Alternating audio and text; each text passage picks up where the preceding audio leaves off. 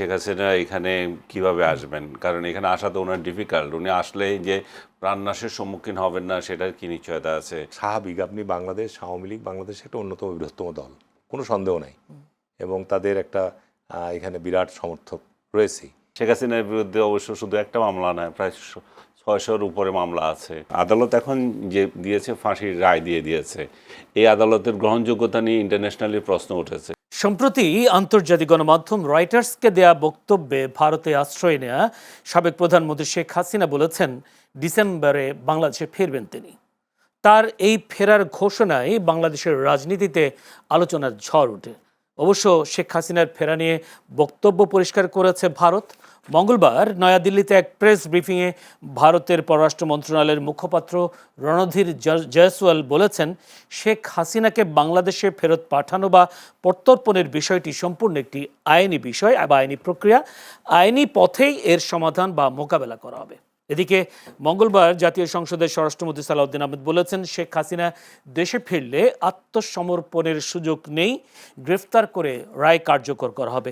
একইভাবে প্রধানমন্ত্রীর তারেক রহমানের তথ্য উপদেষ্টা ডাক্তার জাহিদুর রহমান বলেছেন, শেখ হাসিনা দেশে ফিরতে চাইলে সরকার তাকে স্বাগত জানাবে, কারণ তার বিরুদ্ধে চলমান বিচার প্রক্রিয়া স্বচ্ছ ও আইনের বিধান অনুযায়ী সম্পন্ন করাই সরকারের লক্ষ্য। সব মিলিয়ে শেখ হাসিনা দেশে ফেরা কতটা সহজ হবে, মৃত্যুদণ্ডের রায় মাথায় নিয়ে তিনি আদৌ ফিরবেন কিনা, এ নিয়েও নানা প্রশ্নের জন্ম দিচ্ছে। কারণ তিনি ফিরলেই রায় কার্যকর করা হবে এমন বক্তব্য এসেছে স্বরাষ্ট্রমন্ত্রীর পক্ষ থেকে।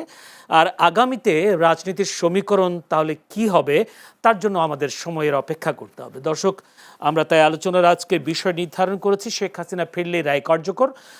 শেখ হাসিনা আদৌ ফিরতে পারবে কিনা, তার বৈধ কাগজপত্র আছে কিনা, সে বিষয়গুলো নিয়ে আমরা আলোচনা করব। আলোচনা করবার জন্য স্টুডিওতে উপস্থিত আছেন আমার বাইরে আছেন হারুনুর রশিদ, বিএনপি দলীয় সাবেক সংসদ সদস্য এবং সেই সাথে চাঁপাই নবাবগঞ্জ জেলা পরিষদের প্রশাসকের দায়িত্বে আছেন।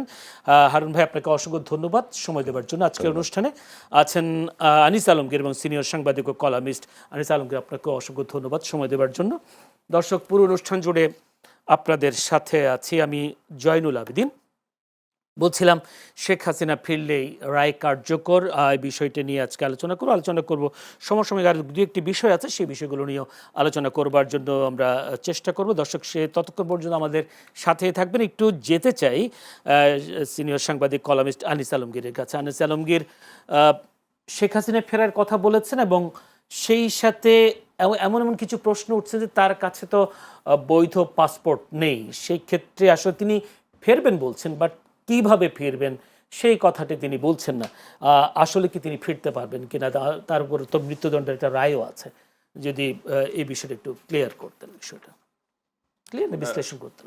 শেখ হাসিনা একজন সাধারণ নাগরিক তো নয়। সাধারণ নাগরিক হলে বাংলাদেশে তার আসা খুবই স্বাভাবিক ব্যাপার। উনি চলে আসবেন। আপনি যেই পদ্ধতিগুলো বলছেন যে তার ট্রাভেল ডকুমেন্ট লাগবে, পাসপোর্ট থাকা, এই সমস্ত বিষয়গুলো থাকে। কিন্তু এখানে তো শেখ হাসিনার একজন রাজনীতিবিদ 15 বছর ধরে বাংলাদেশে শাসন করেছেন বা 15-16 বছর ধরে। তারপরে একটা অভ্যুত্থানের মাধ্যমে উনি ক্ষমতা থেকে সরে গিয়ে ওই দেশে আশ্রয় নিয়েছেন। তাহলে তার ফেরা আর সাধারণ নাগরিকদেরকে ফেরা আমরা একভাবে চিন্তা করলে হবে না। এই যে ট্রাভেল ডকুমেন্ট বা পাসপোর্ট, এগুলো খুব ঠুনকো বিষয়, এগুলো কোনো বিষয় না যখন উনি আসতে চান। এখন ওনার আসতে চাওয়া নির্ভর করছে দুইটা বিষয়ের উপর। একটা হচ্ছে যে দেশ থেকে উনি আসবেন, যেখানে আশ্রয় নিয়েছেন, সরাসরি বললে ভারত এবং বাংলাদেশের বর্তমান সরকারের মধ্যে বোঝাপড়া। আরেকটা নির্ভর করছে যে এই অঞ্চলকে কেন্দ্র করে যাদের স্বার্থ রয়েছে, বিশেষ করে আমেরিকা, চীন এবং ভারত, তাদের বিষয়টা উপর নির্ভর করছে। আন্তর্জাতিক প্রেশার বলতে আমরা বলি, আন্তর্জাতিক কূটনীতি বলি, যেটাই বলি, যেভাবে এটাকে সংজ্ঞায়িত করি, তারা চাইতে পারে যে বাংলাদেশ একটা স্থিতিশীল রাষ্ট্র হোক, কিংবা বাংলাদেশকে নিয়ে তাদের যে স্বার্থগুলো আছে সেগুলো স্বার্থ পূরণের ক্ষেত্রে এই অঞ্চল যদি অস্থিতিশীল হয় তাহলে তাদের জন্য সমস্যা হতে পারে। তো এই দুইটা ইস্যুর উপর নির্ভর করছে, দুটো দেশ, ডাইরেক্টলি বাংলাদেশ এবং ভারত। আরেকটা হচ্ছে আন্তর্জাতিক এই অঙ্গন। সো এই ট্রাভেল ডকুমেন্ট অমুক তমুক এগুলো আমার কাছে কোনো বিষয় মনে হয় না। সেক্ষেত্রে সরকারের পক্ষ থেকে বলা হচ্ছে আন্তর্জাতিকভাবে কোনো চাপ নেই শেখ হাসিনাকে ফেরানোর বিষয়ে। না থাকলে নাই, তাহলে উনি চলে আসবেন। এসে আপনি যেটা বলছিলেন শুরুতে, স্বরাষ্ট্রমন্ত্রী বললেন যে উনি জেলে, তাকে গ্রেপ্তার করে জেলে দিয়ে দেবে এবং রায় কার্যকর করে ফেলবে। তো সরকার করবে, এটাতে তো কারো বাধা নাই। সরকার এর আগেও এরকম ফাঁসির রায়ের আসামি যারা এসেছিল তাদের ক্ষেত্রে অবশ্য এটা বলে নাই। যেমন বাচ্চু রাজাকার ৭১-এর যুদ্ধাপরাধের মামলায় বাচ্চু রাজাকার তো গিয়ে উচ্চ আদালতে গিয়ে নিলে আপিল করলেন এবং সশরীরে ওনাকে সম্মান দিয়ে বলে যে আপনি তো থাকবেন, তাকে তো রেহাই দিয়ে দিল। রেহাই মানে তো জামিন, মামলা বোধহয় এখনও আছে, কিন্তু তিনি তো বাইরেই আছেন। তো সরকার কি আসলে মানে একই ক্ষেত্রে কি দুই ধরনের নিয়ম অ্যাপ্লাই করবে কি না? শেখ হাসিনার বিরুদ্ধে অবশ্য শুধু একটা মামলা নয়, প্রায় ৬০০-র উপরে মামলা আছে। নতুন করে আর কিছু মামলা যুক্ত হচ্ছে এখন, আরও যুক্ত হবে। যদি শাপলা হত্যা। হ্যাঁ, এতে এখানে আমি একটা জিনিস দেখতে পাচ্ছি, সেটা হচ্ছে যে এই শেখ হাসিনা আসবেন এই ঘোষণা দেওয়ার সঙ্গে সঙ্গে এই মিডিয়াগুলো খুব তৎপর হয়ে এই বিষয়টা নিয়ে সারাক্ষণ করে এটা করছে, এটাকে এক প্রাসঙ্গিক করে রেখেছে। আরেক দিক থেকে সরকার, যারা এতদিন ধরে বলছে যে আপনি আসেন, আপনাকে বিচার করব, চিঠি পাঠাচ্ছে, তাদের মধ্যে এক ধরনের মানে এটা কি বলবো, প্রতিক্রিয়া দেখা দিচ্ছে যে তাকে প্রতিহত করা হবে। আসলে আপনি সে শব্দটা বলছিলেন, একযোগে তাকে প্রতিহত করা হবে। সো এগুলো একটু মানুষের মধ্যে একটু ধূম্রজাল সৃষ্টি হচ্ছে। আসলে সরকার কি চাচ্ছে, শেখ হাসিনা কী চাচ্ছে, বা বহির্বিশ্ব কী চাচ্ছে, সবগুলো মিলে ধূম্রজাল সৃষ্টি হয়েছে আর কি। সরকারের পক্ষ থেকে আপনি কি মনে করেন যে শেখ হাসিনার ফেরাকে নিয়ে সরকার কোনো কারণে ভীত মনে হয় আপনার? এক ধরনের ভীতি তো থাকতে পারে, কারণ এটা স্থিতিশীলতা নষ্টের একটা বিষয় থাকে। শেখ হাসিনা যখন আসবেন তখন তো তার দল, এখন মনে করেন যে অবস্থা, যে এটা বঙ্গবন্ধু পরিবার কেন্দ্রিক দলগুলো, যেমন জিয়া পরিবার কেন্দ্রিক দল, এখন যে বিধ্বস্ত অবস্থায় আছে তারা, নেতা নেত্রী সব কিছু মিলিয়ে তারা তো এখন খুবই বিপর্যস্ত অবস্থায়। এই অবস্থায় শেখ হাসিনা যখন আসবেন তখন একটা চাঙ্গা হওয়ার বিষয় থাকবে।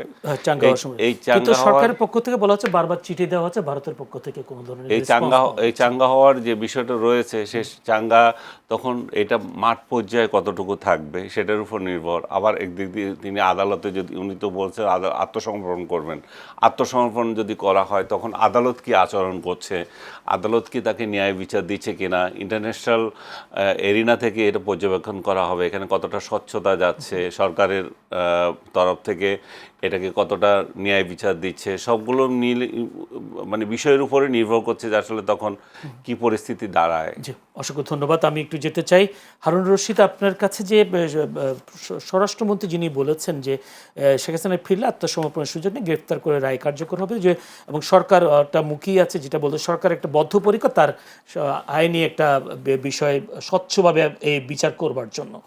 সেই ক্ষেত্রে যদি উনি, প্রথম কথা হচ্ছে উনি ফিরতে পারবেন তো, সরকারের সরকারের অনুমতি তো লাগবে, বা দুই সরকারের, ভাই বলছিলেন, আনিস আলমগীর বলছিলেন, দুই সরকারের সমঝোতা ছাড়াও কি তিনি আসলে ফেরার কোনো সুযোগ আছে কিনা? আর যদি ফিরেন তিনি এর আইনের তো মুখোমুখি হতেই হবে, সেটাই তো বাস্তবতা, এটা স্বরাষ্ট্রমন্ত্রী বলছেন।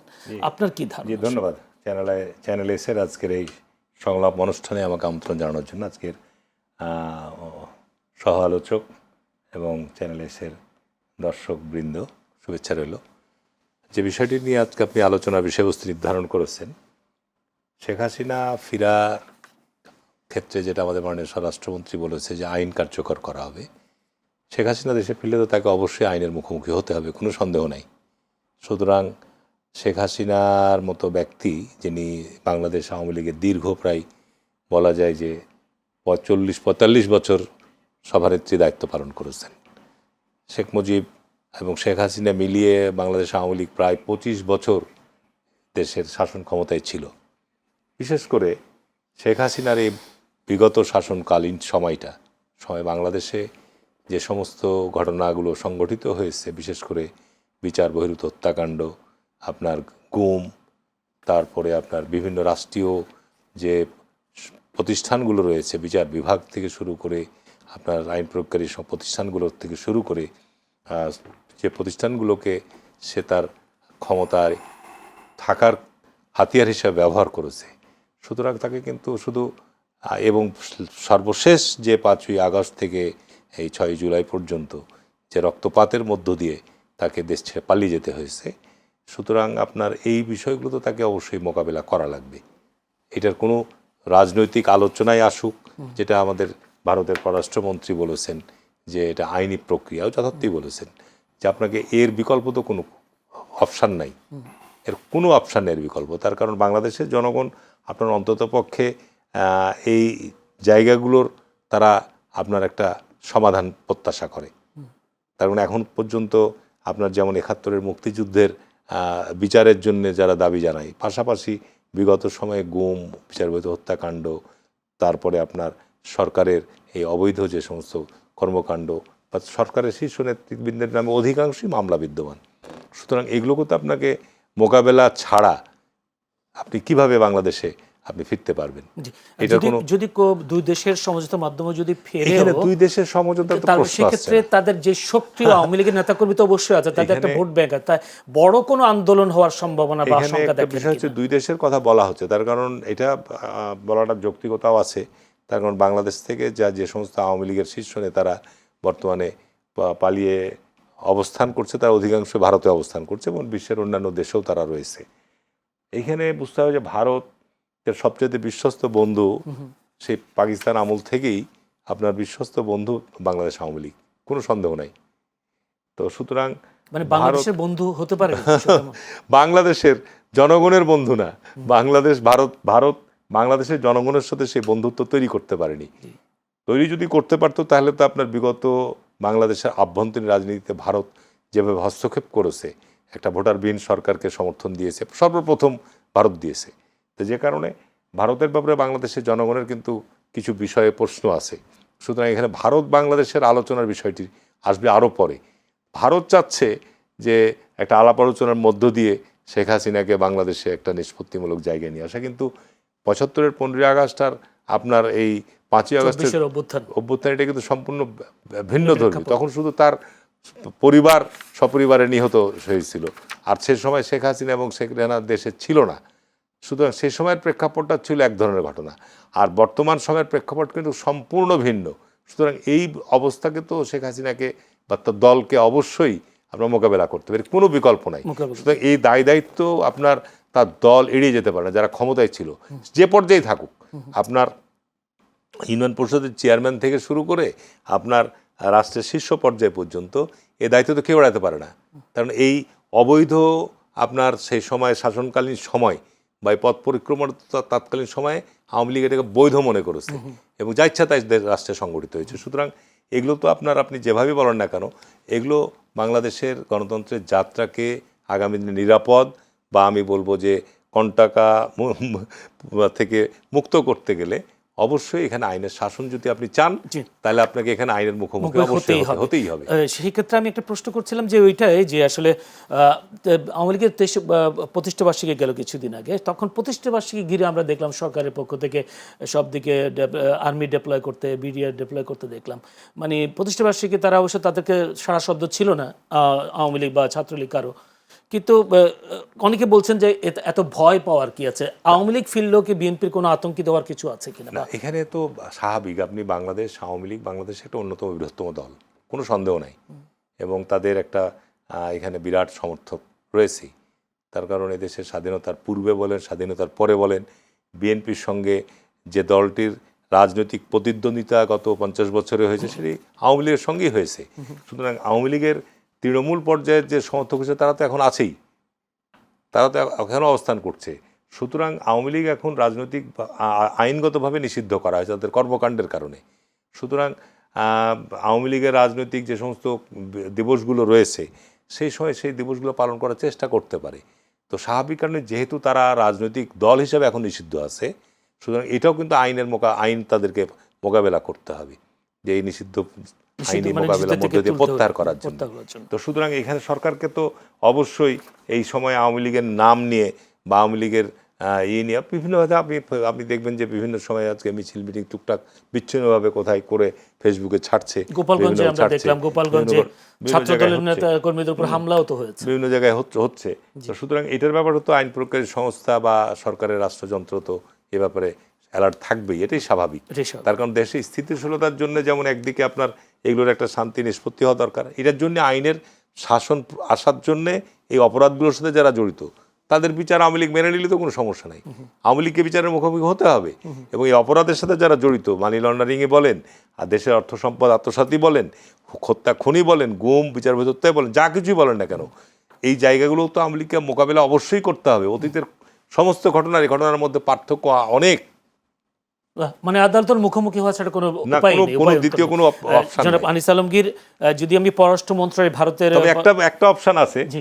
যেমন আপনার ধরেন যে ৭১-এর মুক্তিযুদ্ধের মতো যেটা গণহত্যা চালিয়েছিল পাক হানাদার বাহিনীর সাথে বাংলাদেশে যারা সহযোগী ছিল, জামাতে ইসলাম, নিজাম ইসলাম সহ আরও যারা ছিল, তারা ৭১-এর মুক্তিযুদ্ধের বিরোধিতা করার পরও কিন্তু তারা এক সময় তারা সাধারণ ক্ষমা পেয়েছে এবং রাজনীতি করার অনুমোদনও পেয়েছে। সুতরাং বাংলাদেশে ভবিষ্যতে কি হবে এটা এখন আগাম ভবিষ্যৎবাণী করা সম্ভব না। সুতরাং এইরকম একটা অপরাধের সাথে যারা সংগ্রহ, তারা পার্লামেন্ট এখন বিরোধী দল, সেটাও ভাবতে হবে। এবং তাদের জন্য কিন্তু শেখ মুজিব ওই সময় আপনার কি মানবতা কি ট্রাইব্যুনাল গঠন করেছিল, বিরোধী অপরাধ অপরাধের ট্রাইব্যুনাল গঠন করেছিল। এবং তারপরে আবার শেখ হাসিনা বিচারের আওতায় তাদের কিছু নেতৃবৃন্দকে বিচারও করেছিল, সে বিচার নিয়ে প্রশ্নও আছে। তো সুতরাং এইটা বাংলাদেশের রাজনীতির জন্য, ইতিহাসে এটা মানে বাংলাদেশের সকল রাজনৈতিক দলকে এই বিষয়ে আপনার অবশ্যই এই ব্যাপারগুলোর জন্য, সেক্ষেত্রে আমরা দেখেছি ৭৫-এর পরে শহীদ প্রেসিডেন্ট জিয়াউর রহমান শেখ হাসিনাকে ফিরিয়ে এনেছিলেন। এবারও কি সেরকম বিএনপি কোনো ক্ষমা টমা করবে? তখনকার প্রেক্ষাপটটা ছিল ভিন্ন, আমি বললাম তো আপনার, তখনকার প্রেক্ষাপটটা ছিল শেখ মুজিব সহ সপরিবারে নিহত হয়েছিল। তখন আওয়ামী লীগের এই কর্মকাণ্ড, আওয়ামী লীগ ওই সময়ও ক্ষমতাকালীন সময়ে যদিও তাদের অভিযোগ আছে বাংলাদেশে একদলীয় শাসন কায়েম করেছে, বাংলাদেশে সেই সময় যারা আপনার গণতন্ত্র জন্য সংগ্রাম করেছে, বহু মুক্তিযোদ্ধাদেরকে হত্যা করেছে, বিরোধী দলকে হত্যা করেছে, তারপরে আপনার দেশে সব রাজনৈতিক দল নিষিদ্ধ করে যেটা মুক্তিযুদ্ধের চেতনার পরিপন্থী সেটা তারা কাজ করেছে। সে কারণে কিন্তু তাদেরকে এখনও এই কাঠগড়ায় দাঁড়াতে হয়, সেটার জন্য এখনও তাদেরকে এই কাঠগড়ায় দাঁড়াতে হয়। তারা ৯১ সালের নির্বাচনের সময় তাদের পূর্বের এই ঘটনার জন্যে তারা জনগণের কাছে ক্ষমা প্রার্থী হয়েছে, তারা মাপ চেয়েছে যে আমাদেরকে একবার সুযোগ দেন, পরীক্ষা করেন, ঠিক আছে না? সুতরাং সামনে আওয়ামী লীগকে আগে পরিশুদ্ধ হতে হবে এবং তাদের এই অপরাধের জন্য জাতির কাছে ক্ষমাও চাইতে হবে এবং তারপরে আপনার সেটা রাষ্ট্র বিবেচনা করা। তাদের রাজনৈতিক যে বড় বড় শীর্ষ নেতা বা শেখ হাসিনা থেকে শুরু করে তারা কি সেই মন মানসিকতা আছে বলে এখন পর্যন্ত দেখি না। তাদের বক্তব্য দেশ বিদেশ থেকে যেগুলো যারা দু একজন ছাড়ছে, তাদের তো মনে হয় না যে তারা তাদের এই অতীত কর্মকাণ্ডের জন্য তারা অনুতপ্ত। জি, অসংখ্য ধন্যবাদ আনিস আলমগীর। যদি বলি, ভারতের পররাষ্ট্র মন্ত্রণালয়ের মুখপাত্র রণদীপ জনসওয়াল যে কথাগুলো বলেছেন, শেখ হাসিনাকে বাংলাদেশে ফেরত পাঠানো বা প্রত্যর্পণের বিষয়টি সম্পূর্ণ একটি আইনি প্রক্রিয়া, আইনি পথের সমাধান বা মোকাবেলা করবে। তার মানে আমরা কি তাহলে কি শেখ হাসিনার ফেরাটা পুরোটা ভারতের উপর ডিপেন্ড করে কিনা? কার্যত তো তাই। উনি ইচ্ছে করলেও যে আসতে পারবেন সেটা যেমন একেবারে মানে আপনি 100% বলতে পারেন না, কারণ উনি ওই দেশে এখন আছেন, তাদের তত্ত্বাবধানেই আছেন। সো ওনার যদি আসার যে ঘোষণা সেটার সাথে যে ভারত ওয়াকিবহাল না সেটা তো নয়। তো ভারতীয় পররাষ্ট্র মন্ত্রণালয়ের মুখপাত্র যেটা বলছে সেটাতে একটা আইনি কথা বলেছেন। এই আইনি কথাটা হচ্ছে ফেরত আসাটা, আইনিভাবে ফেরত আসার বিষয়টা। তো আইনিভাবে ফেরত আসার বিষয় হচ্ছে বন্দি বিনিময় চুক্তি। তো উনি তো বন্দি বিনিময় চুক্তি আসছেন না, উনি তো ওইখানে এই চুক্তির অধীনে আসতেছেন আমার তো মনে হয় না। এই চুক্তির অধীনে যদি আসতো তাহলে ভারত তো এটা জবাব দিত। ভারত তো নোটেড বলে ফেলে রাখছে এটা, তাই না? এবং এই বন্দি বিনিময় চুক্তির মধ্যে একটা ধারা আছে 6 খ, আমি যদি ভুল না করি, সেখানে বলা আছে যে ওই ব্যক্তি যাকে পাঠাবে তার এখানে প্রাণনাশের সম্ভাবনা আছে কিনা, ফাঁসি কিংবা বিষয় আছে কিনা সেটাও খতিয়ে দেখার একটা বিষয় আছে। তো আমার ওইটাই কথা যে ভারত যেটুকু আপনি এইবার যেটুকু বলছে সেটাও গতানুগতিক কথা। এটা নতুন প্রক্রিয়ার সাথে ভারত কতটা সক্রিয় যে ঘোষণার সাথে সেটা কিন্তু আসে নাই এই বক্তব্যে। এই বক্তব্য একটা মানে ছাড় আর কি, এটা কি বলে কাঠামোগত একটা কথা ছেড়ে দিল যে এটা নির্ভর করতেছে আইনি প্রক্রিয়া। তার মানে তো শেখ হাসিনার ফেরা কি অনিশ্চিত হয়ে যাচ্ছে ভারত যদি রাজি না হয়? এটা ভারতের উপর নির্ভর করছে। ভারত যদি রাজি না হয়, দেশ যদি ওই রকম পরিস্থিতি যদি না থাকে, দুই দেশের মধ্যে যদি আন্ডার টেবিল কোনো ডিল না হয়, বহির্শক্তিগুলো যেটা বললাম তাদের যদি চাপ না থাকে, তাহলে শেখ হাসিনা এখানে কিভাবে আসবেন? কারণ এখানে আসা তো ওনার ডিফিকাল্ট। উনি আসলেই যে প্রাণনাশের সম্মুখীন হবেন না সেটার কি নিশ্চয়তা আছে? এবং উনি আসার আগেই তো বলতেছে আমরা একযোগে তাকে প্রতিহত করব। তখন আওয়ামী লীগ ভার্সাস আর এন্টি আওয়ামী লীগ, তাদের একটা পোলারাইজেশন হবে। সেই জায়গায় আওয়ামী লীগ রাজনীতিগতভাবে তারা শক্তিশালী হিসেবে প্রদর্শন করতে চাইবে, তাদের যেখানে পকেটগুলো এখন সুপ্ত অবস্থায় আছে। তো দেশের মধ্যে তো একটা কেওয়াস পরিস্থিতি তৈরি হবে। তো সেই পরিস্থিতিতে উনি এসে ফাঁসি মঞ্চে দাঁড়াবেন, যে ফাঁসি খাওয়ার জন্য তো উনি আসবেন না। উনি তো আসবেন এখানে রাজনীতি করার জন্য। উনি তো আসবেন এখানে একটা চ্যালেঞ্জ তার রাজনীতিতে প্রতিষ্ঠিত করার জন্য। উনি আসবেন এখানে প্রতিশোধ, যেটা তার উপর নেওয়া হয়েছিল সেই প্রতিশোধ বলবো না, ওনার সেই পুনরুদ্ধারের জন্য। তো আমার মনে হচ্ছে যে সব কিছুই শুধু শেখ হাসিনার উপর নির্ভর করছে, সেটাও ঠিক না। আবার এই বাংলাদেশের উপরে নির্ভর করছে, এখানকার পরিস্থিতির উপরে কি নির্ভর করছে, তখনই উনি মুভ নেবেন, কিংবা ওনার পেছনে যারা আছেন তারা মুভ নেবেন। আপনার কি মনে হয় গণঅভ্যুত্থানে যে 1400 মানুষ হত্যা হয়েছে বা নিহত হয়েছে, সেই ঘটনার কারণে শেখ হাসিনা আদালতের মুখোমুখি হওয়া ছাড়া তিনি রাজনীতি করতে পারবেন? আদালতের মুখোমুখি তো তাকে হতেই হবে, কারণ এখানে এতগুলো মামলা, এতগুলো হত্যা, এগুলো তো ওনার উপর অভিযোগ এসেছে, তাই না? এখন আদালত সেটাকে কী দৃষ্টিতে নেয় সেটা তো আমরা জানি না। আদালত এখন যে দিয়েছে, ফাঁসির রায় দিয়েছে, এই আদালতের গ্রহণযোগ্যতা নিয়ে ইন্টারন্যাশনালি প্রশ্ন উঠেছে, অ্যামনেস্টি ইন্টারন্যাশনাল প্রশ্ন তুলেছে, এই বিচার প্রক্রিয়াকে প্রহসন বলেছে। তো সেটাকে এখন কি পর্যায়ে সেটা যাবে, তখন যখন ওনার অবর্তমানে বিচার হওয়া আর বর্তমানে বিচার হওয়ার মধ্যে দুই ধরনের একটা পার্থক্য আসবে। আমি একটা প্রশ্ন, সেটা হচ্ছে যে উনি এর আগে এনডিটিভিকে দিয়েছিলেন সাক্ষাৎকার, যদিও এমএলএ দিয়েছেন, এরপর রয়টার্সকে দিল। তা আপনার কি মনে হয় তার এই সাক্ষাৎকারগুলো তিনি নিজে থেকে দিচ্ছেন, বা ভারতের কোনো পরোক্ষ সমর্থন আছে? ভারতের তো আছে, কারণ উনি যেহেতু ওইখানে আছেন, ভারতের সাথে তো ওনার যোগাযোগ আছে। উনি তো ওনাদের সার্ভেলেন্সের মধ্যেই আছে, তাই না? উনি তো নিজের ইচ্ছাই নাই, উনি যেখানে যাচ্ছেন সেটা প্রোটেকশনে আছে। ওনার অবস্থান কয়েকবার চেঞ্জ করা হয়েছে, যেটা পত্রপত্রিকায় যেটা দেখলাম। এবং উনি যে বক্তব্যগুলো দিচ্ছেন সেগুলোর মধ্যে ভারতের টোন থাকাটা অস্বাভাবিক কিছু না, ভারতের ইচ্ছা প্রতিফলিত হওয়া অস্বাভাবিক কিছু না। কিন্তু অনেকগুলো কথা তার নিজেরও থাকতে পারে। শেখ হাসিনা যে চরিত্র, সেখানে উনি তো মানে রাগ ঢাকের কোনো ইয়ে না। আমরা তাকে আগে থেকে যেটা দেখেছি, উনি তো লুকানো কিছু, মানে অনেক সাহসী, অনেক সাহস বলবো না আমি, উনি ওপেন, উনি কোনো মানে ওনার নাই, কোনো রাগ ঢাক কোনো কথা নাই যেটা বলবেন। সেক্ষেত্রে আপনার এটা মনে হয় কিনা ভারতকে দ্বিচারিতা করছেন? তিনি একবার বলছেন আইনি পদক্ষেপ নেওয়া হবে, আইনি পদক্ষেপ যাওয়া, কিন্তু আবার ওদিকে যদি আপনি যদি পরোক্ষ যদি সমর্থন থাকে, তাহলে ভারত কি লবিং করছে তাকে দেশে পাঠানোর জন্য? হতে পারে। ভারত তো তার শেখ হাসিনা যদি ওখানে থাকে অনন্তকালের জন্য, তো ভারত নিশ্চয়ই তাকে হোস্ট করবে না, তাই না? ভারত তো চাইবে যে আমার দেশে যিনি আশ্রয় নিয়েছেন তিনি তার দেশে যান, উনি সফল হোক বা যেটাই হোক, ওনার দেশের সাথে ওনার সম্পর্কটা উনি ওনার দেশে যাক, সেটা চাইবেনি। তো সেই জায়গার মধ্যে দ্বিচারিতার আমি কোনো বিষয় দেখি না এখানে। দ্বিচারিতা কোথায়? আইনি বলছেন, আইনি ভাবে সরকার যখন বাংলাদেশের পক্ষ থেকে যোগাযোগ করা হয় তখন তারা বলছেন নোটেড, কিন্তু যদি বলি আবার যদি পরোক্ষ সমর্থন থাকে, বিভিন্ন পত্রিকায় সাক্ষাৎকার ক্ষেত্রে লবিং করছে কিনা ভারত, সেটাই কিতাবি কথা। যেটা ওইখানে বলছে সেটা কিতাবি কথা। উনি আইনি প্রক্রিয়ার মাধ্যমে যাবেন, আমাদের এটা এখনো ইয়ে আছে। কিন্তু পরবর্তী যে এই স্টেটমেন্টগুলো আসলো, সেটা কোন প্রক্রিয়ায় আসবেন? তাহলে সেটা কি ইন্টারন্যাশনাল লবির মাধ্যমে আসবেন? শেখ হাসিনা নিজের ইচ্ছায় কি একটা প্লেন নিয়ে চলে আসবেন? সব কিছু ইয়ে করে। উনি যদি আসেনও, উনি যদি একটা প্লেন নিয়েও আসেন, সেটাও তো ভারতের মধ্য থেকে আসতে হবে। উনি ভারত যদি ইচ্ছে করে তার বাংলাদেশি একজন নাগরিককে পাঠাবে, তাহলে এখানে ট্রাভেল ডকুমেন্টসের আবার কি দরকার? প্লেনে তুলে দিলেও হয়, চলে আসতে পারে। তার মানে শেখ হাসিনা ফেরাটা পুরোটাই ভারতের উপর ডিপেন্ড করছে, ওনার নিজের উপরে ডিপেন্ড করছে, দুইটাই। একটি কোট করতে চাই যে আপনি জানেন আজকে সারা দেশে শিক্ষামন্ত্রীর পদত্যাগের দাবিতে শিক্ষার্থীরা রাস্তায় নেমেছে, গতকালকেও নেমেছিল, আজকেও নেমেছে। আবার যদি নাসিরউদ্দিন পাটোয়ারি, যিনি মুখ্য সমন্বয়ক এনসিপির, তার একটি বক্তব্য, তিনি 4 মন্ত্রীর পদত্যাগও দাবি করেছেন, এর মধ্যে অর্থমন্ত্রী, স্বাস্থ্যমন্ত্রী, শিক্ষামন্ত্রী, স্বরাষ্ট্রমন্ত্রী।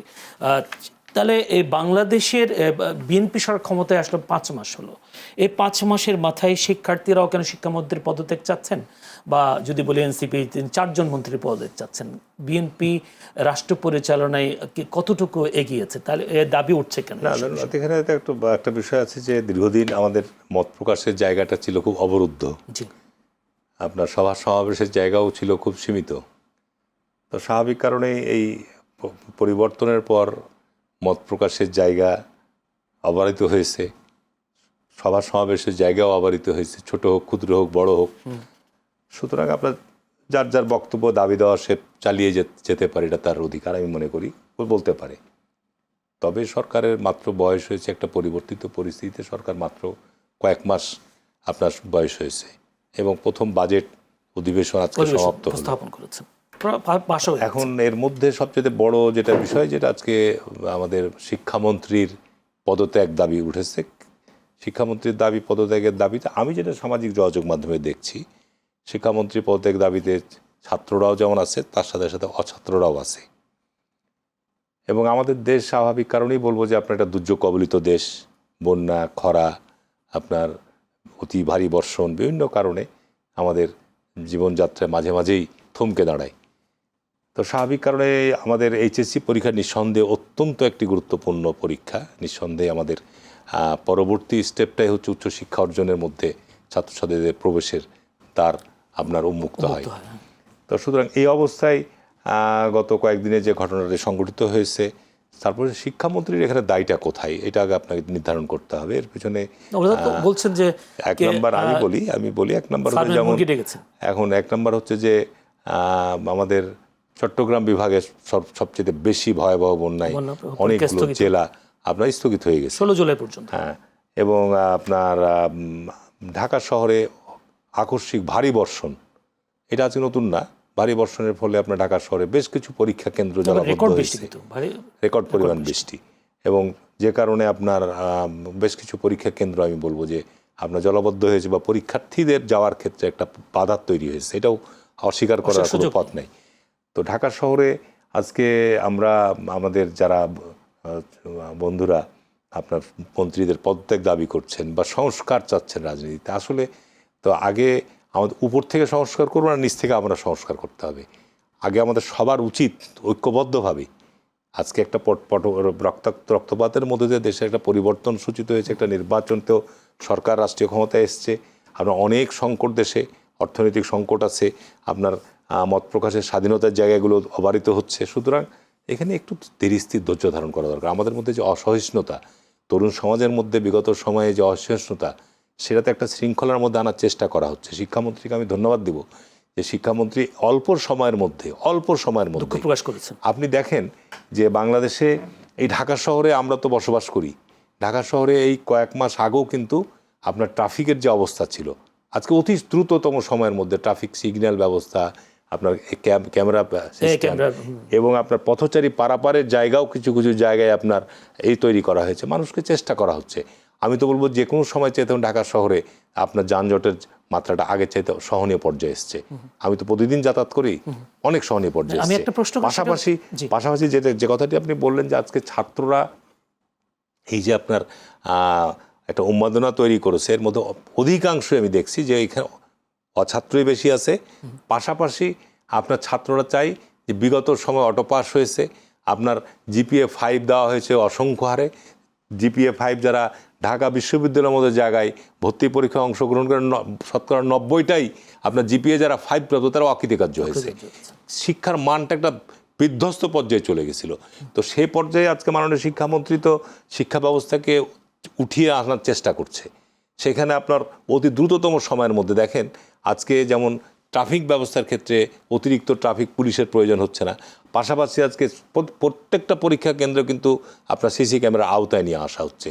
এইখানে আপনি ঘাড় ঘুরিয়ে পরীক্ষা দেওয়া, নকল করা, বা আপনার ডিজিটাল প্রযুক্তি ব্যবহার করে সেখানে কোনো অনিয়ম করা, এগুলোর সুযোগ কিন্তু সীমিত পর্যায়ে রয়েছে। স্বাভাবিক কারণে আপনাকে ছাত্রদেরকে এখন পড়ার টেবিলে বসতে হবে, এখানে আপনার এই কিশোর গ্যাং তৈরি করার কোনো সুযোগ নাই। স্বাভাবিক কারণে আজকে ছাত্রদের মধ্যে এই যে অস্থিরতা, তাহলে পরে যারা বিরাট অংশ, আমি আমার নিজের গ্রামের এলাকাও বলবো যে আজকে আমি পরীক্ষা কেন্দ্র স্কুলে ভিজিট করতে গিয়ে দেখি যে সেখানে আজকে 60-70% ছাত্রীরা উপস্থিত, এবং ছেলেদের মধ্যে উপস্থিতির হার খুবই কম, যায় না ক্লাসে, যাচ্ছে না ক্লাসে। তার ঘুরে বেড়াচ্ছে, স্কুলে যাওয়ার নাম করে বাড়ি থেকে বেরোচ্ছে, ক্লাসে যাচ্ছে না, কলেজে এবং মাধ্যমিক স্কুলে। তা আজকে এই অবস্থার কারণটা কি?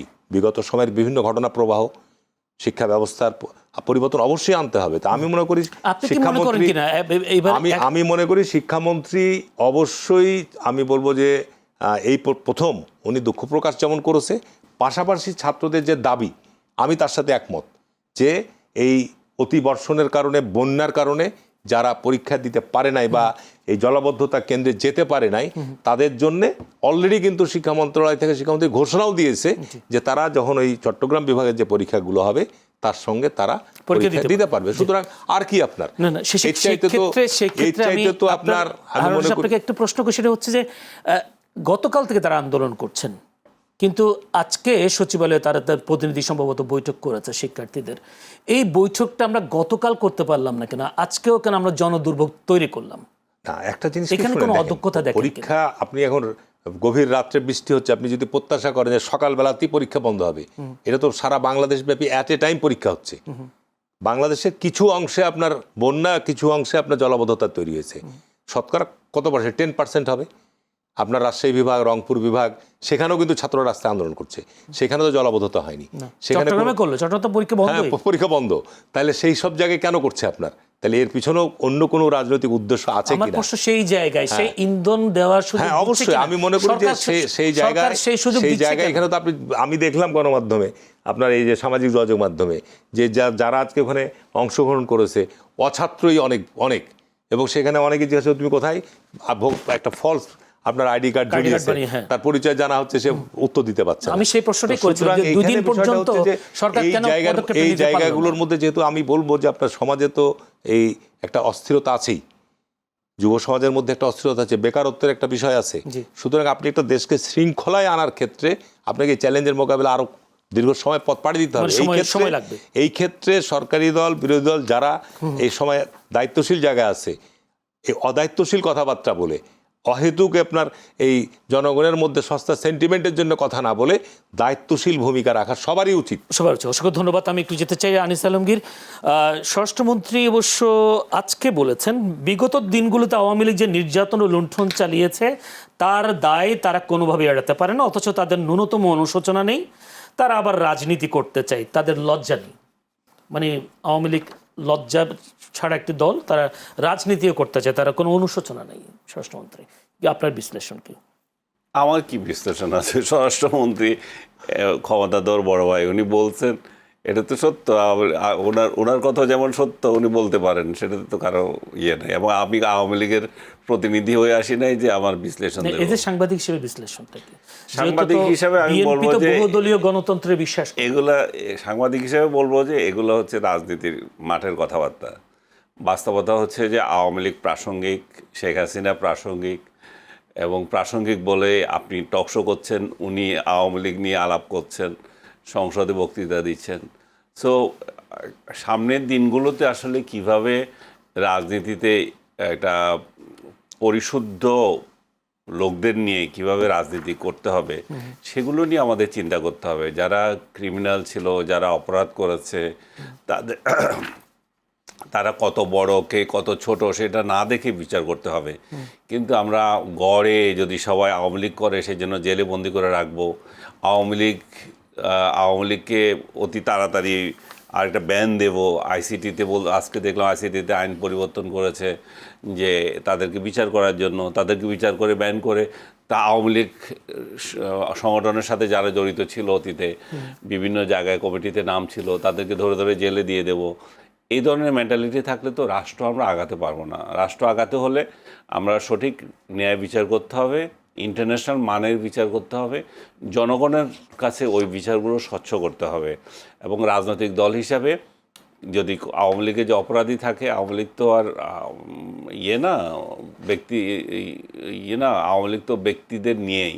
সো ওই আওয়ামী লীগ অপরাধ মানে ব্যক্তিরা অপরাধ করেছে, ওই ব্যক্তিগুলোকে যদি অপরাধ যদি থেকে থাকে সেগুলো পরিশুদ্ধ করতে হবে, বিচার করতে হবে, করুক, সেখানে তো কারো আপত্তি নাই। আপনার কি মনে হয় যে 1400 মানুষ হত্যা, প্রায় 20,000 থেকে 30,000 মানুষ আহত, সেই ঘটনার জন্য ভাইও বলছিলেন, হারুন ভাইও বলছেন যে আওয়ামী লীগের পক্ষ থেকে কোনো ধরনের অনুশোচনা, ক্ষমা, এ ধরনের কিছু নাই? সেগুলো সে তাহলে তারা রাজনীতি করবে কাদের সাথে? সে প্রশ্নটা কি আসছে?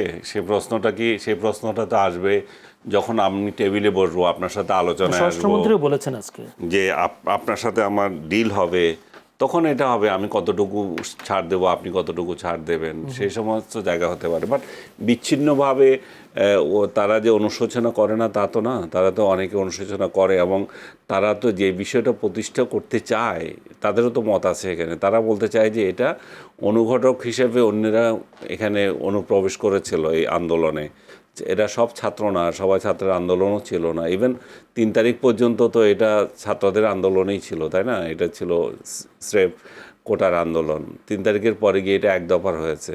সো তাদের যে ভুলটা হয়েছে সেটা হচ্ছে, আমার দৃষ্টিতে যদি বলেন, যে শুরু থেকে বিষয়টাকে পাত্তা দেয়নি এবং একটা হার্ড নিয়েছে, মনোভাব নিয়ে একটা ডিল করতে চেষ্টা করেছে। শেষ দিকে এসে বিশেষ করে এই যে 16 তারিখ থেকে আগামীকাল যে ছেলেটা আবু সাইদ মারা গেল, সেদিন থেকে শুরু হয়ে গেল এটা অবদমন, মানে বা 15 তারিখ আজকে এই সময় থেকে ধরে নিতে পারেন যে এটা শক্তি প্রয়োগ করে শেষ করে যাওয়ার এক ধরনের মেন্টালিটি ছিল। এগুলো তো তাদের ভুল ছিল। এই ভুলগুলো তো তাদের স্বীকার করতেই হবে যদি রাজনীতি করতে হয়। রাজনীতিতে ভুল থাকবে, আবার পরিশুদ্ধ হওয়ার থাকবে, এগুলো স্বাভাবিক প্রক্রিয়া। আবার আমরা যদি বাংলাদেশি ইতিহাস দেখি, তাহলে আমরা তো দেখছি, ভাইও রেফারেন্স দিচ্ছিলেন, এই যে ইতিহাসে বড় বড় অপরাধ করা দল, রাজনৈতিক দল তো সংসদে বসে এখন বিরোধী দলের আসনে আছে, যারা বাংলাদেশি স্বীকার করে নাই, যারা আলবদর, আলশামস, নানা গোষ্ঠী নিয়ে ইলেকশন করেছে, আর্মি সহযোগিতা করেছে, এখন আবার নতুন নতুন বয়ান তৈরি করছে। তাদের সংসদ সদস্য দেখলাম বলতেছে যে আলবদর যারা ছিল, আলশাম যারা ছিল, তারা ছিল ফ্রন্ট, ওগুলা স্টুডেন্ট ফ্রন্ট ছিল, এবং রাজাকার যারা ছিল তারা আসলে তাদের উদ্দেশ্য কী ছিল, তাদের ছিল ঐক্যবদ্ধ পাকিস্তান রাখা। তো নতুন নতুন বয়ান তো আপনি শুনবেন। আজকে এখন কি শুরু হয়েছে বাংলাদেশে 24-এর পর? 24কে দিয়ে 71কে প্রতিহত করা বা 71কে মুছে দেওয়ার যে চক্রান্ত, এবং সেই লোকগুলো যারা এই সমস্ত বয়ান তৈরি করে তাদেরকে আপনারা আবার টকশোতে ডাকেন। তথাকথিত ব্যারিস্টারগুলা বিভিন্ন জায়গায় গিয়ে, এগুলার আইন পেশায় কী সফলতা আছে আমি জানি না, ওরা আবার প্রশ্ন করে এই যে সাংবাদিক আনিস আলমগীর বা অমুক তমুক আমার বয়ান তৈরি করছে, এরা কোথায় সাংবাদিকতা করেছে? আমরা 30 বছর ধরেই সাংবাদিকতা করলাম, এত টেলিভিশনের চিফ ছিলাম, এত শত আমাদের রিপোর্ট ছিল, এগুলো কিছু দেখে নাই। 5 আগস্টের পর এগুলো গজিয়ে উঠে এখন আমাদেরকে কোয়েশ্চেন করে যে এরা কারা। তো আমরা এদেরকে জীবনেও দেখে নাই। তো আর আপনারা এদেরকে টকশোতে আনেন, এরা বলে যে বাঙালিরা বিহারি হত্যা করেছে 3 লাখ, এবং পাকিস্তান ভাঙা ঠিক হয় নাই, বঙ্গবন্ধু একটা গাদ্দার, বঙ্গবন্ধু স্বাধীনতার ঘোষণাই করে নাই। সো এই যে 24 দিয়ে, এবং 24কে আফোল্ড করতেছে তারা। বঙ্গবন্ধু স্বাধীনতা ঘোষণা করেনি তো বিএনপিও বলে, ওই বলার মধ্যে এই বলা তো আলাদা। এরা তো বলতেছে যে বঙ্গবন্ধু ইয়েতেই নাই, মানে স্বাধীনতার মধ্যেই নাই, এটা একটা গাদ্দার লোক ছিল। আর বিএনপি এখানে ক্রেডিট নেওয়ার ক্ষেত্রে বলে যে শহীদ জিয়া করছে না উনি করছে, সেটা ভিন্ন বিতর্ক। কিন্তু এরা তো তাকে পাকিস্তানি ভাষায়, যে পাকিস্তানিরা যেভাবে কথা বলে সেভাবে কথা বলতেছে। সো এবং এই লোকগুলো এই প্ল্যাটফর্ম পাচ্ছে এগুলো বলার জন্য, এবং মিডিয়াগুলা এই 24কে দিয়ে 71কে যে মুছে ফেলার যে চক্রান্ত, সেটাতে এদেরকে নিয়ে এই ছাগল বলবো আমি এদেরকে, ছাগল কতগুলো ধরে ধরে এনে একটা আয়োজন শুরু করে দিয়েছে। এবং সেটাতে কি হচ্ছে জানেন? সেটাতে সবচেয়ে বেশি ক্ষতিগ্রস্ত হচ্ছে 24-এর এই আন্দোলনটা। এটার প্রতি মানুষের যে ভক্তি, আজকে আমরা জুলাইতে আছি, এতগুলো ছেলে যে আত্মত্যাগ, এতগুলো ছেলে যে শহীদ হলো, রাষ্ট্র কিন্তু তাদেরকে অবহেলা করছে না। রাষ্ট্র তাদেরকে, শহীদ যারা হয়েছে তাদের ফ্যামিলিকে টাকা দিচ্ছে, 30 লক্ষ করে টাকা দিয়েছে, আবার ভাতা দিচ্ছে। যারা নিহত হয়েছে তাদেরকে, যারা আহত হয়েছে তাদের 5 লাখ থেকে 1 লাখ পর্যন্ত চিকিৎসা ভাতা দিচ্ছে, তাদেরকে চাকরিতে আবার কোটা দিচ্ছে, যদিও কোটার বিরুদ্ধে আন্দোলন করেছিল। এইটা আরেকটা হিপোক্রেসি। যেটাই হোক, রাষ্ট্র কিন্তু অসম্মানের জায়গায় রাখে নাই, কিন্তু জনতার মনের মধ্যে এদের নিয়ে একটা ঘৃণার তৈরি হচ্ছে, এবং এই ঘৃণা তৈরি করছে এরাই, এই তথাকথিত ব্যারিস্টারগুলো এসে এসে যে স্বাধীনতাকে আক্রমণ করছে, এবং মানুষ মনে করছে যে আরে এরা তো স্বাধীনতাকে মুছে দিতে চায়, তাহলে এই মানুষের আক্রমণগুলো, মানুষের তখন এই ঘৃণাটা 24-এর উপর চলে যাচ্ছে, এবং এই ঘৃণা উৎপাদনের ক্ষেত্রে এরা ভূমিকা রাখছে। সেক্ষেত্রে আমরা জনগণের উপরে তাদের বক্তব্য ছেড়ে দিতে পারছি না, জনগণ বিচার করুক যে তাদের বক্তব্য বা জনগণ বিচার করছে তো, জনগণ তো মনে করছে যে মিডিয়া এই সমস্ত ছাগলগুলোকে ধরে এনে যে 71-কে বিতর্কিত করতেছে। জি, অসংখ্য ধন্যবাদ জনাব হারুনুর রশিদ। আপনার সমৃদ্ধ রাজনৈতিক জীবন, এবং আমরা জানি আপনি যদি বলে 96, 2000, আমাকে যে কোশ্চেনগুলো করেছেন এগুলো হারুন ভাইকে করেন না কেন? আমার জন্য আপনার সিলেক্টিভ কোশ্চেন কেন? আমি এটা জানতে চাই হারুন ভাই। 2018 সাল পর্যন্ত আপনি সংসদে প্রতিনিধিত্ব করেছেন, এবং সেই সাথে যদি বলি আওয়ামী লীগ আমলে বজ্রকণ্ঠ যেই হারুন ভাই ছিলেন আমরা সংসদে দেখেছি। কিন্তু 2026 সালে যে নির্বাচন, এই নির্বাচনে আপনার মানে হেরে যাওয়ার কারণটা কি? বিএনপিকে আপনাকে সমর্থন বা বিএনপি এত, যদি বলি আপনার 3টে সেশন এখানে নির্বাচন করেছেন, আপনি খুবই ব্যক্তিগত কোশ্চেন করলেন। না 3টা নির্বাচন করেছেন, কিন্তু সেখানে তো আপনি বিএনপির লোক জন অবশ্যই ছিল, সেই ক্ষেত্রে বিএনপির লোক তো অনেক ছিল, সেক্ষেত্রে বিএনপি সমর্থন পাননি নাকি পেয়েও হারিয়েছেন? আসলে রিপোর্টটা এমন আসলে। ধন্যবাদ। আসলে যে আলোচনাটা আমাদের আসছে, আমি বলবো যে বাংলাদেশের রাজনৈতিক যে সংস্কৃতি, এর মধ্যে 2টা দিক আছে, একটা হচ্ছে পদ্মার অন্তরালে এবং প্রকাশ্য। এখন আপনার বাংলাদেশের রাজনীতির স্থিতিশীলতার জন্য আমি যদি অতীতে যাই, জিয়া রহমানের সময় একটা পট পরিবর্তনের পর কিন্তু বাংলাদেশে যেটা একদলীয় শাসন কায়েম হয়েছিল, সকল রাজনৈতিক দল নিষিদ্ধ করা হয়েছিল, বাম ডান সব। জিয়া রহমান এসে কিন্তু বাম ডান সবগুলোকেই নতুন করে নিবন্ধন দিয়ে রাজনীতিতে ফিরিয়েছেন, এবং দেশে একটা স্থিতিশীলতা ফিরিয়ে আনার উনি চেষ্টা করেছেন, বহুদলীয় গণতন্ত্রের একটা উনি আবহাওয়া তৈরি করে গেছেন। বাংলাদেশে এখন যেটা আপনি আওয়ামী লীগের প্রসঙ্গ নিয়ে আসছেন, আওয়ামী লীগের প্রসঙ্গ এখানে অপ্রাসঙ্গিক আমি বলবো না, আওয়ামী লীগকে আইনের মোকাবেলা আসতে হবে। কিন্তু এই যে বিগত নির্বাচনটা হয়ে গেল আওয়ামী লীগ ছাড়া, আওয়ামী লীগের জোট ছাড়া, বাংলাদেশে কিন্তু নির্বাচনে ভোটের যে পার্সেন্টেজ কাস্টিং রেট, সেটা কিন্তু আওয়ামী লীগ সহ যে নির্বাচনের কাস্টিং রেট প্রায় কাছাকাছি একই রকম। তাহলে আওয়ামী লীগের ভোটগুলো কোথায় গেল? ঠিক আছে না? আমাকে যে প্রশ্নটা ছিল এখানেই আমি আসতে চাচ্ছি। এখন এখানে রাজনীতিতে প্রকাশ্য এবং গোপনে দ্বিচারিতার জায়গাটা কিন্তু আপনাকে পরিষ্কার করতে হবে। আমি জামাতে ইসলামের রাজনীতির জায়গাটা বলবো যে জামাতে ইসলাম সকালে এক কথা বলছে, বিকালে আর এক কথা বলছে। এই জায়গা যদি আপনি পরিষ্কার না করতে পারেন, যে জামাতে ইসলামকে আপনার শেখ মুজিব নিষিদ্ধ করেছিল, আবার সাধারণ ক্ষমতা দিয়ে তাদেরকে মাপ করে দেওয়া হয়েছিল, আবার জিয়া রহমান তাদেরকে নিবন্ধন দিয়ে রাজনীতি করার সুযোগ দিয়ে জন্য জিয়া রহমান দলকে আজও পর্যন্ত কিন্তু ট্যাগ আপনার এই এটার জন্য কথা শুনতে হয়। আজকে জামাতে ইসলামের নেতৃবৃন্দদেরকে শেখ হাসিনা আপনার আন্তর্জাতিক অপরাধ ট্রাইব্যুনালের মধ্য দিয়ে অনেক লোককে ফাঁসি দিয়েছে, অনেকের বিচার করেছে। কিন্তু এই নির্বাচনে আপনি জামাতের প্রার্থী যারা, তারা প্রকাশ্য, আপনি দেখবেন যে অনেক ইউটিউবে আছে, এতে আছে, তারা প্রকাশ্য আওয়ামী লীগের বাড়িতে গিয়ে, আওয়ামী লীগের নেতাদের বাড়িতে গিয়ে তাদের কাছে ভোট প্রার্থনা করেছে। আমার এখানে যে কথাটা বললাম, আমি জামাতের সাথে ছাত্র জীবন থেকেই তাদের রাজনৈতিক দর্শনগত ক্ষেত্রে আমার মতো পার্থক্য আছে, এবং আমি সাংঘাতিকভাবেই জামাতের এই ধর্ম ব্যবহারটা আমি সাংঘাতিকভাবে বিরোধিতা করি, এবং তারাকে আমি ধর্ম ব্যবসায়ী একটা রাজনৈতিক দল হিসেবে মনে করি। যে কারণে এখানে তারা আপনার এই যে নির্বাচনে আমাকে 26 সালে যে উদাহরণটা আপনি নিয়ে আসলেন, আমি জামাতের সাথে কিন্তু ছাত্র জীবন থেকে নির্বাচন করে আসছি, ও বরাবরই তাদেরকে পরাজিত করেছি। আমার নির্বাচন এলাকায় তারা একমাত্র বাংলাদেশের মধ্যে সিট, যেটা 86 সাল থেকে এরশাদের সময় তারা নির্বাচন করেছে, আবার 91 সালে নির্বাচন করেছে, আপনার 96-তে নির্বাচন করেছে, 2001-এ নির্বাচন করেছে, 2008-এ নির্বাচন করেছে, 2018-তে নির্বাচন করেছে, 2026-এ নির্বাচন। এটি হচ্ছে বাংলাদেশের একমাত্র সিট। এখানে জামাত ইসলামকে কিন্তু আমি তাদের সাথে 5 বার নির্বাচন করে হারিয়েছি, 1-2000 ভোটে না। এখন যে বর্তমান এমপি প্রার্থী, সেখানে সে আমার সাথে গত 18 নির্বাচনে প্রায় 75,000 ভোটে ব্যবধানে পরাজিত হয়েছে।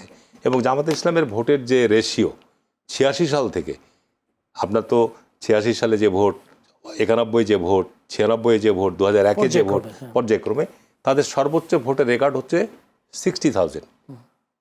আর এইবার তারাকে ভোট দেওয়া হয়েছে 1,90,000। আমি যে ভোটের রেশিও 90,000, 1,08,000, তারপরে 1,33,000। আমার ভোটের রেশিও কিন্তু ঠিক এই আছে। 96 আর 26 সালেও কিন্তু ঠিক আছে, আমার ভোট কিন্তু কমেনি, আমার ভোট যেটা সেটাই আছে আপনার। যেহেতু আমি একটা নীতির, একটা নৈতিকতা, আদর্শ নিয়ে রাজনৈতিক দল করি, এইখানে আপনার এই যে 1,90,000 ভোটটা আসলো, কোথা থেকে আসলো, কারা দিল? জামাত ইসলামের ভোট কি আপনার রাতারাতি বেড়ে গেল? 60,000 থেকে 1,90,000 হয়েছে? এখানে আজকে জামাতের প্রধান বলছে ইলেকশন ইঞ্জিনিয়ারিং হয়েছে। ইঞ্জিনিয়ারিং এর যদি প্রথম উদাহরণ আমি বলবো যে আমার নবাবগঞ্জ জেলায় দেখতে হবে, কারণ নবাবগঞ্জ জেলায় আজকে জামাতের 3টা সিট তারা নিয়েছে। আমাদের পার্শ্ববর্তী চাঁপাইনবাবগঞ্জ একে, ওখানে বীর মুক্তিযোদ্ধা শাহজাহান সাহেব, উনি 5 বারের এমপি, উনি বারবার নির্বাচিত, যবার নির্বাচন ফেয়ার হয়েছে তবারই উনি নির্বাচিত হয়েছেন। সুতরাং এই সিটগুলো আজকে জামাতের কাছে যাওয়ার পিছনে কারণ হচ্ছে যে আমি নিজে দেখেছি যে জামাতের প্রার্থীরা যখন শেখ মুজিবের না তাদের নেতাদেরকে যখন আপনার ট্রাইব্যুনালে শাস্তি দিয়ে তাদেরকে হত্যা করা, মৃত্যুদণ্ড দেওয়া হয়, তাদের কফিনে থুতু মেরেছে আওয়ামী লীগের ছেলেরা, তাদের কফিনে জুতা নিক্ষেপ করেছে, তাদের আপনার জানাজা করতে দেয়নি, তাদের কবরে ঠিকমতো দাফন করতে পর্যন্ত দেয়নি, এরকম বিভিন্ন রকম আপনারই হয়েছে। সেই রাজনৈতিক দল, আমি অবাক হয়ে যাই যে তাদের বাড়িতে গিয়ে তো কীভাবে ভোট প্রার্থনা করতে পারে। মানে আপনি বলতে চাচ্ছেন আওয়ামী লীগের ভোটগুলো পেয়েছে, এই তো? আওয়ামী লীগের ভোট শুধু পায়নি, আওয়ামী লীগকে নিরাপত্তা দেওয়া থেকে শুরু করে আওয়ামী লীগের ভোট চাওয়ার যা যা করতে হয় সবকিছু করে। সুতরাং তাহলে আজকে আওয়ামী লীগকে একটা কোট করি, আজকে আমি মনে করি যে বাংলাদেশে আজকে যদি আপনি মনে করেন দেশে স্থিতি হচ্ছে না, তাহলে এখানে রাজনৈতিকভাবে কোনো গোপন আপনার চলবে না। জামাতকে প্রকাশ্য বলতে হবে। জামাত যেমন 5ই আগস্টের পর তাকে কে দায়িত্ব দিয়েছিল, সাধারণ ক্ষমা করে দিল, যে আওয়ামী লীগকে সাধারণ ক্ষমা করে দিলাম। এতগুলো মৃত্যু, হত্যাকাণ্ড, এত বড় আপনার খুন জখম, এত অপরাধের পরও তাদের নেতা কর্মীরাও গুমের শিকার হয়েছে, বিচারপতি হত্যাকাণ্ডের শিকার হয়েছে, অথচ সমস্ত কিছু ক্ষমার কথা বলেছে। কিন্তু আপনি যদি এই অবস্থা, আমি আপনার বক্তব্যটা কোট করি, আপনি নিজেই বলেছেন যে ত্রয়োদশ জাতীয় সংসদ নির্বাচন জেলা বিএনপির দায়িত্বশীল নেতাদের কেউ বিএনপির পক্ষে কাজ করেনি। কিছুদিন আগে অর্থাৎ 30 মে আপনি একটি ঘটনা বলেছেন, চাঁপাইনবাবগঞ্জে জেলা বিএনপির নেতারা গুপ্ত জামায়াত এবং জেলা বিএনপিতে গুপ্ত জামায়াত জায়গা। আমার প্রশ্নটা হলো, জেলা বিএনপিতে গুপ্ত জামায়াতগুলো জায়গা পেলে কি হবে? আপনারা থাকতে সচেতন মানুষ থাকবে। গত 30 মে শহীদ রাষ্ট্রপতি জিয়া রহমানের শাহাদাত বার্ষিকী উপলক্ষে আমার আলোচনা সভা ছিল চাঁপাইনবাবগঞ্জে। সেখানে আমি আলোচনা পর্যায়ে ছাত্র দলের উদ্যোগে আলোচনা হচ্ছে, আমি চিফ গেস্ট হিসেবে ছিলাম। সেইখানে বলেছিলেন, এটা ভাইরালও হয়েছিল। এবং আমি যা বলেছি, আমি কখনো কিন্তু আপনার দলের মধ্যে থাকলেও, দলের দায়িত্বশীল যে কেউ থাকুক না কেন, যদি এই ধরনের কর্মকাণ্ডের সাথে জড়িত থাকে, আমি সত্য কথাটাই বলি। আমি যা বলেছি একেবারেই সঠিক বলেছি, যে চাঁপাইনবাবগঞ্জ জেলা বিএনপির সাথে যারা দায়িত্বে রয়েছে তারা সকলেই আমাদের ভোট, মানে সভাপতি, সাধারণ সম্পাদক সবাই, শুধু আমার এলাকায় শুধু নয়, জেলায় আমরা যে 3টা নির্বাচন এলাকা, এই জেলা বিএনপি কাউরই পক্ষে ভোট করেনি। এবং আমি মাননীয় প্রধানমন্ত্রীকেও বলেছি যে আপনার অনুমোদিত এই কমিটি, আপনি আমাদেরকে মনোনয়ন দিলেন, আপনি বলে দিলেন যারা দায়িত্বে আছে তারা যেন প্রার্থীদের ভোট করে, এরা করে নাই, এরা জামাতের ভোট করেছে 3টা সিটি। এবং তাদের যে সমস্ত লোকজন ছিল তারাকে পয়সা নিয়ে, জামাতের কাছ থেকে পয়সা পর্যন্ত তারা নিয়েছে, এগুলো স্পষ্ট। সুতরাং এগুলো দলের শীর্ষ পর্যায়ের নেতৃবৃন্দরা জানে, শীর্ষ পর্যায়ের নেতৃবৃন্দরা জানার পরেও এখন এগুলো ব্যাপারে কি ব্যবস্থা নিচ্ছে আমাদের জেলার নেতৃবৃন্দরা, এগুলো আপনার অপেক্ষায় আছে। আর কাছে আমার কাছে বেশি সময় নেই, একটা প্রশ্ন শুধু করতে চাই আনিস আলমগীরের কাছে। আনিস আলমগীর, আজকে প্রধানমন্ত্রী বলেছেন বর্তমান সরকার বীর মুক্তিযোদ্ধাদের সঠিক ও পূর্ণাঙ্গ তালিকা প্রকাশ করবেন, তিনি বলেছেন। আমার প্রশ্ন হলো, অতীতে অনেকবার মুক্তিযোদ্ধাদের তালিকা করা হয়েছে, অনেকবার, যদি বলি শেষ পর্যন্ত 1,69,614 জনের বীর মুক্তিযোদ্ধা। এর আগে যদি বলি এরশাদের সময় 1,58,000-এর একটা তথ্য দেখছি। এর আগে 1,02,000, এরশাদের আমলে 1,02,000, 96 1,58,000, এরপরে আবার চেঞ্জ। আমার প্রশ্ন হলো, স্বাধীনতার 55 বছর পরেও এসে আমরা মুক্তিযোদ্ধার তালিকাটা কেন করতে পারলাম? দায়দা কাটে যাবে। সেই একই সাথে রাজাকারের তালিকাটাও তো আমরা করতে পারিনি। 2022 সালে একবার প্রকাশ করে আবার সেটা বন্ধ করে দেওয়া আছে। তাহলে এই দায়টা কাদের দেবেন? 55 বছর পরে এসে আমরা এই দায়টা হচ্ছে যারা তালিকা করছে তাদেরকে। তালিকারই প্রয়োজন হয়েছে কি? মুক্তিযুদ্ধের পক্ষে যে শক্তিগুলো আছে, ক্ষমতা ছিল, রাজাকার ছিল, রাজাকারদের তালিকাটা করা দরকার ছিল। এরা রাজাকার। আরেকটা তালিকা করা ছিল যারা সশস্ত্র যুদ্ধ করেছে, রাইট, সশস্ত্র যুদ্ধ করেছে এরা, আর এরা রাজাকার, শেষ। কিন্তু রাজনৈতিক দলগুলো যাদের সাথে সেই বঙ্গবন্ধুর আমল থেকে শুরু করে আজ পর্যন্ত এবং সর্বশেষ ডক্টর ইউনূস পর্যন্ত এই কাজটাই করে গেছে, এবং এই কাজটা এখন আবার নতুন করে হবে। এবং এই তালিকা দিয়ে দেখেন, বঙ্গবন্ধু শেখ হাসিনার আমলে মুক্তিযুদ্ধের সার্টিফিকেট দিয়ে মুক্তিযুদ্ধের সংজ্ঞায় পরিবর্তন হয়েছে, নিয়ে কত ভুয়া ভুয়া আমলারা চাকরি করেছে, তার মানে এখানে বেনিফিট ছিল। কিন্তু মুক্তিযোদ্ধাদেরকে আসলে আমরা কতটা সম্মান করছি, মুক্তিযুদ্ধকে কতটা সম্মান করছি, সেটা কি আমরা করেছি? সেটা ইউনূসের আমলে তো পুরো বাংলাদেশটা পাকিস্তান হয়ে যাওয়ার অবস্থা হয়েছে। বাংলাদেশ স্বাধীনতা যুদ্ধ কেন করেছে সেটা একটা ভুল ছিল। বাংলাদেশের 16ই ডিসেম্বর স্বীকার করেন। আমি আপনাকে যে বললাম, আপনারা যে ছাগল ব্যারিস্টারদেরকে এনে এনে টকশো করেন, তাদেরকে কেন জিজ্ঞেস করেন নাই কোনো দিন 16ই ডিসেম্বর যারা স্বীকার করে না তারা বাংলাদেশে কীভাবে থাকে? এবং বাংলাদেশ সরকারকে এদের বিরুদ্ধে কোনো অবস্থা নেই, ব্যবস্থা নেই। আজকে জুলাইয়ের বিরুদ্ধে কোনো কথা হলে সেটার জন্য আমরা চিৎকার দিয়ে বলছি যে অমুক জুলাই অবমাননা করেছে, কিন্তু পুরো দেশটাকেই যারা অবমাননা করছে, যারা বাংলাদেশের অস্তিত্বই স্বীকার করে না, সেটা নিয়ে যখন আপনি কথা বলেন না, তখন তো বোঝা যায় যে আসলে কি চায় সরকার, দেশটা কি চাচ্ছে, মুক্তিযুদ্ধ আসলে কোথায় এখানে। আপনি মুক্তিযোদ্ধাদেরকে অপমান করেন, তাদের গলায় জুতা লাগান, আপনি তাদের স্কাল্পচারগুলো ভাঙেন, আপনি বঙ্গবন্ধুর মূর্তি ভাঙেন, বঙ্গবন্ধুর বাড়ি একটা মুক্তিযুদ্ধের স্মৃতি বিজড়িত একটা জায়গা, সেটাকে পুড়িয়ে দেন, ভেঙে দেন। তো এতগুলো অবিচার যখন আপনি করেন, তখন হচ্ছে যে আসলে এখানে বাংলাদেশ এখন 24 দিয়ে 71 ঢাকতে চাচ্ছে। এখন 71-এর যারা পরাজিত শক্তি, তারাই আবার এখন রাজনীতিতে কলকারি নাড়াচ্ছে।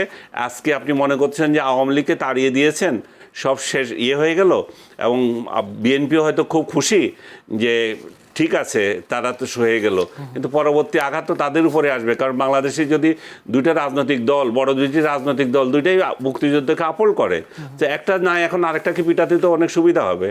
সো মুক্তিযুদ্ধের তালিকা করা, অমুক করা, তমুক করা, সবগুলোতে করার কোনো কিছু নাই। এটা সঠিক তালিকা হোক, কিন্তু মুক্তিযুদ্ধকে সম্মান, যারা অসম্মান করতেছে তাদের বিচার আগে হোক। অসংখ্য ধন্যবাদ। আনিস আলমগীর, আপনি কিছু বলবেন কিনা যে আসলে মুক্তিযুদ্ধের তালিকাটা এতদিন হওয়ার পিছনে? কারণ আমি একটা বলি, যে একটি সরকার মুক্তিযুদ্ধের তালিকা করেছেন, কিন্তু পরবর্তীতে যে সরকার আসেন তিনি বলেন যে এখানে অনেক অমুক্তিযোদ্ধাকে তালিকায় অন্তর্ভুক্ত করা হয়েছে। এখন যদি তালিকা করা হয়, ভবিষ্যতেও কোনো সরকার এসে তিনিও কি বলবেন কিনা যে অনেক অমুক্তিযোদ্ধাদের বা সুবিধা দেওয়া? আমি মুক্তিযোদ্ধা যেটা মনে করি, যেটা ভাই বলল, যারা সরাসরি মুক্তিযুদ্ধের সময় সশস্ত্র যুদ্ধ করেছে, এরা হলো ফ্রিডম ফাইটার, তাদের একটা তালিকা হতে পারে। আর যারা মুক্তিযুদ্ধের সহযোগী, তাদের একটা তালিকা করতে, দুটোকে একসাথে গুলিয়ে ফেলা ঠিক নয়। যেমন সহযোগীর মধ্যে ধরেন যে অনেকে সাংস্কৃতিক কর্মী ছিল, যারা গান বাজনা করে বেরিয়েছে দেশ বিদেশে, করে যারা সংগঠিত করেছে মুক্তিযুদ্ধকে, বা যারা আপনার বিভিন্ন আন্তর্জাতিক জায়গায়, বিভিন্ন জায়গা থেকে মুক্তিযুদ্ধের পক্ষে যারা আপনার কথা বলেছে বা আপনার আন্তর্জাতিক জনমত তৈরি করার চেষ্টা করেছে, তারাকে আপনি মুক্তিযুদ্ধের সহযোগী বলতে পারেন। কিন্তু মুক্তিযোদ্ধা যারা যুদ্ধে করেছে, তারা, আমি এটার ব্যাপারে, আমি যখন শেখ হাসিনার গত 18 পার্লামেন্টে এটা নিয়ে বিল উত্থাপন করা হয়েছিল, আমি পরিষ্কার বলেছিলাম যে না, এখানে মুক্তিযোদ্ধা হিসাবে শুধুমাত্র যারা সরাসরি যুদ্ধ অংশ, তাদেরকে যে 95,000 কথা আমরা শুনি, সেটাকেই মুক্তিযোদ্ধা হিসাবে। এটা ইউনূসের আমলে যে উপদেষ্টা ছিলেন, উনি কিন্তু আন্তরিকতার সাথে এটা করতে চেয়েছেন, করছেন উনি, কিন্তু কথা হচ্ছে যে এটা বারবার পরিবর্তনের কারণে জরুরি হয়ে গেছে। আর এটা থেকে আপনার হয়েছে কি, বিগত সরকারের সময় একটা সেন্টিমেন্টাল একটা ব্যাপার ছিল যে মুক্তিযোদ্ধারা আপনার চাকরির ক্ষেত্রে বিভিন্ন আপনার সুযোগ সুবিধাগুলো পেত, যে কারণে আপনার এটা নিয়ে অপব্যবহারও হয়েছে, যে কারণে তো কোটা আন্দোলনও হয়েছে, একসময় মুক্তিযোদ্ধার কোটা বাতিলও করে দেওয়া হয়েছে। যে কারণে আমি মনে করি যে এই সেন্সিটিভ বিষয়টি নিয়ে আমাদের মুক্তিযুদ্ধের প্রতি যেমন সম্মান শ্রদ্ধা থাকা অপরিহার্য, রাষ্ট্র যতদিন থাকবে, আমাদের পতাকা মানতে যতদিন থাকবে, পাশাপাশি এই মুক্তিযোদ্ধার তালিকা নিয়ে রাজনীতিটা বন্ধ হওয়া উচিত। অসংখ্য ধন্যবাদ।